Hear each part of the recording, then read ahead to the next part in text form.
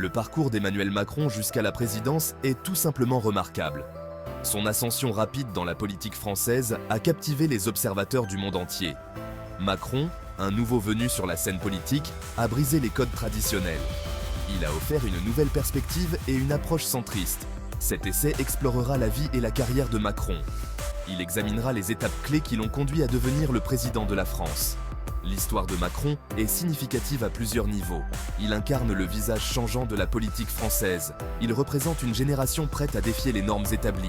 Sa présidence est marquée à la fois par des réformes audacieuses et des défis de taille. Comprendre le parcours de Macron permet de mieux appréhender les complexités de la France contemporaine. Emmanuel Macron est né à Amiens, en France, en 1977. Ses parents étaient tous deux médecins. Ce milieu familial lui a inculqué une éthique de travail rigoureuse et un dévouement au service public.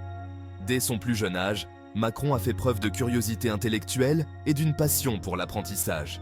Il excellait dans ses études, fréquentant des institutions prestigieuses qui allaient de façonner son parcours.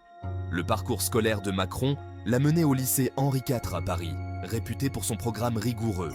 Il a ensuite été admis à Sciences Po, l'une des universités françaises les plus prestigieuses en sciences politiques et en relations internationales. Macron a ensuite perfectionné ses compétences à l'École nationale d'administration, le vivier d'élite des hauts fonctionnaires français. Cette éducation exceptionnelle lui a fourni les connaissances et les réseaux qui allaient s'avérer précieux dans ses projets futurs. Après avoir obtenu son diplôme de l'ENA, Macron a débuté sa carrière en tant que haut fonctionnaire. Il a intégré l'Inspection générale des finances, un organisme prestigieux chargé de l'audit et du conseil auprès des ministères. L'intelligence vive et les compétences analytiques de Macron lui ont rapidement valu la reconnaissance de ses pairs. Cependant, il souhaitait acquérir de l'expérience en dehors du cadre gouvernemental.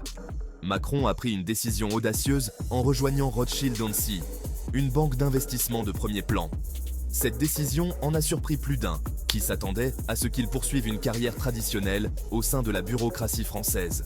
Chez Rothschild, Macron a acquis une expérience précieuse en finance et en négociation, des compétences qui allaient s'avérer utiles dans ses négociations politiques. Ce passage dans le secteur privé a élargi ses perspectives et lui a permis d'appréhender différemment les forces économiques. Le retour de Macron au service public a eu lieu en 2012, lorsqu'il a été nommé secrétaire général adjoint de l'Élysée sous la présidence du nouveau président François Hollande. À ce poste, Macron a été un proche conseiller de Hollande. Il a joué un rôle clé dans l'élaboration de la politique économique. L'étoile de Macron a continué de monter. En 2014, il a été nommé ministre de l'économie, de l'industrie et du numérique. Cette nomination, à l'âge de 36 ans, a fait de lui l'une des plus jeunes personnalités à occuper un poste aussi important dans l'histoire de la France. En tant que ministre de l'économie, Macron a défendu des réformes favorables aux entreprises. Il a cherché à moderniser l'économie française. Ces efforts, bien que salués par certains, ont également suscité des critiques de la part de ceux qui les jugeaient trop favorables aux grandes entreprises. Naissance d'un mouvement, En Marche, et l'élection de 2017. Alors que la notoriété de Macron grandissait, sa désillusion face à l'état de la politique française s'accentuait. Il percevait un fossé profond entre la gauche et la droite traditionnelle. Macron était convaincu qu'aucun des deux camps n'offrait de solution viable aux défis du pays. Cette conviction l'a conduit à prendre une décision audacieuse. En avril 2016, Macron a fondé son propre mouvement politique, En Marche. Ce mouvement centriste visait à transcender le clivage gauche-droite traditionnel. Il promettait une nouvelle approche de la politique, axée sur le pragmatisme et les réformes. Le message de Macron a trouvé un écho favorable auprès de nombreux électeurs français, en particulier les jeunes, avides de changement. Sa campagne a pris de l'ampleur, le propulsant à la victoire lors de l'élection présidentielle de 2017. La présidence Macron, réforme, défi et triomphe. La présidence d'Emmanuel Macron a été marquée par une série de réformes ambitieuses et de défis de taille. Dès le départ, il a cherché à rendre la France plus compétitive dans l'économie mondiale. Il a mis en œuvre des réformes du marché du travail visant à faciliter l'embauche et le licenciement des salariés par les entreprises. Il a également introduit des baisses d'impôts pour les entreprises et les particuliers.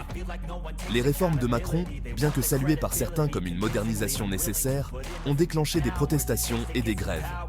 Les critiques ont fait valoir que ces politiques étaient disproportionnellement favorables aux riches. Ils ont soutenu qu'il était déconnecté des préoccupations des citoyens français ordinaires. Malgré l'opposition, Macron a poursuivi son programme, déterminé à laisser sa marque sur la France. Les gilets jaunes et les troubles sociaux, une épreuve de leadership. L'un des défis les plus importants de la présidence de Macron est survenu fin 2018, avec l'émergence du mouvement des Gilets jaunes. Ce mouvement de protestation populaire, qui doit son nom au gilet de sécurité jaune porté par les manifestants, a débuté en réaction à une hausse de la taxe sur les carburants. Il s'est rapidement transformé en une expression plus large de la colère face aux inégalités économiques, à la stagnation des salaires et à un sentiment de déconnexion entre l'élite dirigeante et les préoccupations des citoyens ordinaires. Les manifestations des Gilets jaunes ont pris Macron et son gouvernement par surprise. Elles ont révélé de profondes divisions au sein de la société française. Macron a réagi par un mélange de concessions et de fermeté. Il a renoncé à la hausse de la taxe sur les carburants et a annoncé des mesures visant à augmenter les revenus des bas salaires. Cependant, il a également défendu son programme de réforme. Il s'est engagé à maintenir l'ordre face à des manifestations parfois violentes. La crise des Gilets jaunes a été un moment charnière de la présidence de Macron. Elle l'a contraint à affronter les limites de son approche descendante de la gouvernance. Réélection et au-delà. La vision de Macron pour la France. En avril 2022, Emmanuel Macron est entré dans l'histoire en devenant le premier président français à être réélu pour un second mandat depuis Jacques Chirac en 2002. Sa victoire, bien que décisive, s'est déroulée dans un contexte de fragmentation politique et de montée du populisme. La réélection de Macron lui a donné mandat pour poursuivre son programme de réforme. Elle lui a également offert l'occasion de s'attaquer aux profondes divisions qui persistent au sein de la société française. La vision de Macron pour la France est axée sur la création d'une économie plus dynamique et plus compétitive. Il souhaite renforcer le rôle de la France sur la scène mondiale. Il a présenté des projets visant à poursuivre la réforme du marché du travail, à investir dans l'éducation et l'innovation, et à assurer la transition vers une économie plus verte. Cependant, il est confronté à des défis de taille, notamment une inflation élevée, des troubles sociaux et la guerre en Ukraine. Le second mandat de Macron sera crucial pour déterminer s'il parviendra à unir une nation divisée et à s'assurer une place de dirigeant transformateur dans l'histoire. Une force en Europe, les ambitions de politique étrangère de Macron. Emmanuel Macron s'est positionné comme l'un des principaux porte-parole de l'Europe. C'est un fervent défenseur de l'Union européenne. Il a appelé à une plus grande intégration européenne, notamment dans les domaines de la défense et de la politique étrangère. Macron a cherché à renforcer les relations de la France avec ses principaux partenaires européens, notamment l'Allemagne. Il a également joué un rôle actif dans la réponse aux défis mondiaux tels que le changement climatique et le terrorisme. La politique étrangère de Macron se caractérise par un mélange de pragmatisme et d'idéalisme. Il est disposé à dialoguer avec des dirigeants mondiaux aux horizons divers. Il n'a pas peur de défendre les intérêts français. La vision de Macron d'une France puissance, leader au sein d'une Europe forte et unie, lui a valu à la fois admiration et critique. Ses objectifs ambitieux en matière de politique étrangère continueront de façonner le rôle de la France dans le monde. Controverse et critique, le revers de la médaille. Si Emmanuel Macron a été salué pour son ambition et son dynamisme réformateur, sa présidence n'a pas été exempte de controverses. Ses détracteurs, tant à gauche qu'à droite, affirment que sa politique est trop favorable aux riches et qu'il est déconnecté des préoccupations des citoyens ordinaires. L'approche descendante du pouvoir de Macron a également été critiquée. Certains lui reprochent d'être trop autoritaire et de ne pas écouter les voix discordantes. Sa gestion de la crise des Gilets jaunes, en particulier, a été critiquée pour sa fermeté.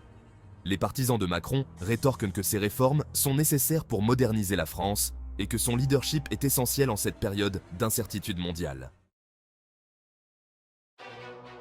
Conclusion. L'héritage d'une figure transformationnelle. La présidence d'Emmanuel Macron a été riche en événements. Il a bouleversé la politique française. Il a mis en œuvre des réformes importantes. Il a relevé de nombreux défis. Que l'on soit d'accord ou non avec sa politique, il est indéniable que Macron a marqué la France de son empreinte. Son héritage fera l'objet de débats pendant de nombreuses années. La présidence de Macron a coïncidé avec une période de changement et de bouleversement profond, tant en France que dans le monde.